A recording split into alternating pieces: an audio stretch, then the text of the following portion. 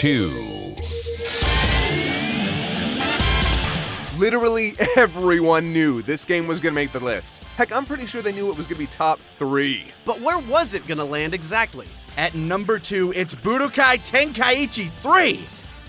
Man, what do we even have to say about this game that hasn't been said a million times before? This may surprise some, but this is my absolute favorite Dragon Ball game. You're right, I am surprised. In all honesty, nostalgia is a sizable part of it. But beyond that, I think it's impossible to look past everything this game has going for it. And the first and most obvious, its roster. I feel like Spike saw the writing on the wall for 3D Dragon Ball games and just went nuts.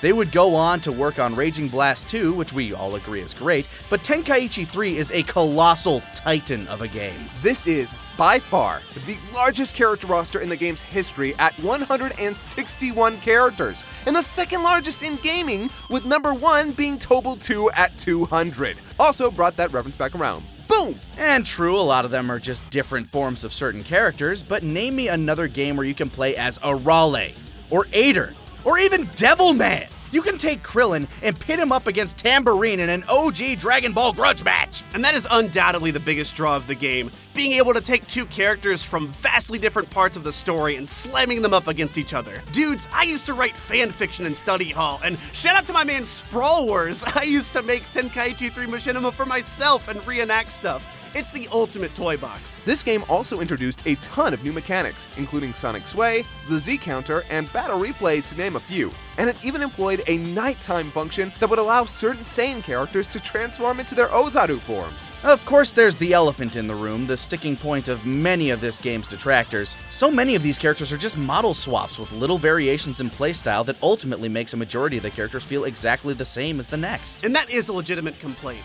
Not having any variety between your characters can make their inclusion feel pointless. But here, that's not necessarily the point. I can't tell you how much fun I've had in this game. It is the supreme Dragon Ball toy box, completely unfettered by anything like balance or other gaming conventions. Although, that ultimately did end up losing me. Even as the biggest Dragon Ball fan here, by the time I was done with Tenkaichi 2, it was difficult for me to find anything here that could pull me back into the series. But, on its own, it's a monumental game, especially for fans of the series that want to smash action figures up against each other. And it's worth noting that while the characters can feel samey, the game has a ton of depth if you know what you're doing. And its speed is almost unmatched in the franchise as a whole.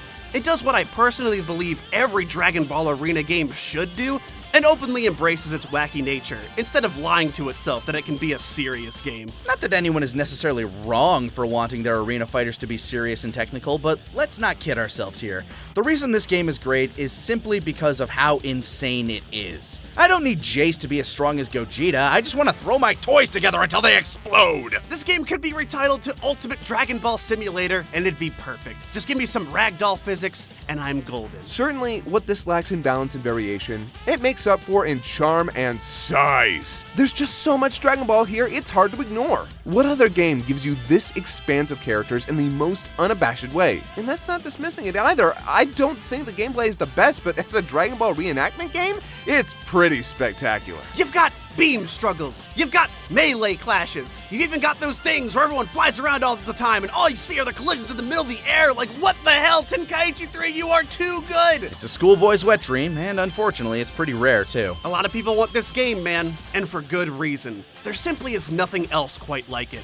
If you are a fan of the experience that is Dragon Ball, Tenkaichi 3 perfectly encapsulates the kinetic nature of the Z era.